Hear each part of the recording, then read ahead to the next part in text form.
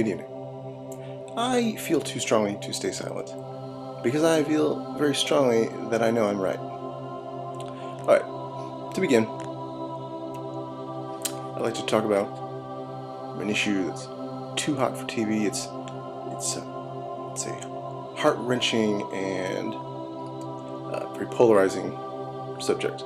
I read a comment on the abortion survivor YouTube video thread that simply says a parasitic zygote or a parasitic fetus, depending on the time since fertilization, relying 100% on a host to survive. Alright, unborn babies are parasites. Maybe some would say they're parasites even after they're born. Well, if that's all that is, then, well, I can see why someone would feel the way they do on the issue. If abortion is a health issue, from a strictly healthcare perspective, abortions aren't very healthy for babies. Number two, do you know how many abortion survivors live in the United States?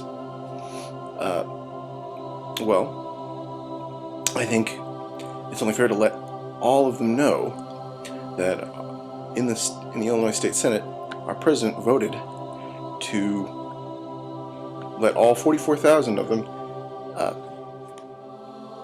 simply die.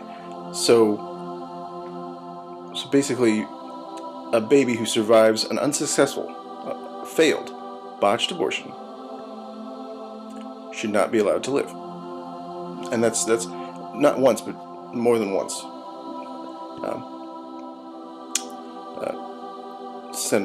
State Senator Obama voted against provisions to. So by my calculation, I'd say that makes abortion survivors part of the 0.0001%. I guess he only cares about 98.00009% of Americans then. That's the rather than 99 and the 1%. You can't forget about that 0.1, the 44,000 abortion survivors that live in the United States. So the other thing is, a while back ago, I saw on 2020 or 60 Minutes, 48 Hours, or Turning Point or something. Elizabeth Vargas did a story on a woman, a girl that either didn't know she was pregnant, and it's heart-wrenching to think, but she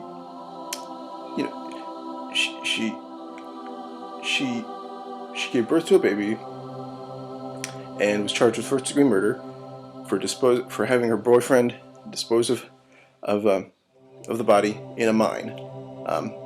So what is the difference if more recently in September of this year, a 14-year-old was charged with first-degree murder? So what is the difference if we're going to charge them with first-degree murder? And what's the difference? I saw a commercial about tigers and how the tiger population is endangered, and so we need to give money to save the tigers. So I'm sure some of the same people who are pro-choice would probably have something to say if I started aborting baby tigers. So why should we? And there's special cases. So why should we answer such a vicious act as rape with another act as vicious as abortion? If you're pro-choice, then I imagine you'd be for the death penalty and assisted suicide. Oh, and you're going to say, Mike, you're a man, so you don't get it. Well, then, if that's true, then why are there pro-life women? Safe, legal, and rare. I hear that abortion should be safe, legal, and rare. How is that safe for a baby? And then someone told me, well, it's safe for the mother. Safe for the mother. I don't think you are a mother at that point when you're ready to terminate the pregnancy. I think you lose that title of mother at the point you're ready. Especially if you don't believe that life begins at conception.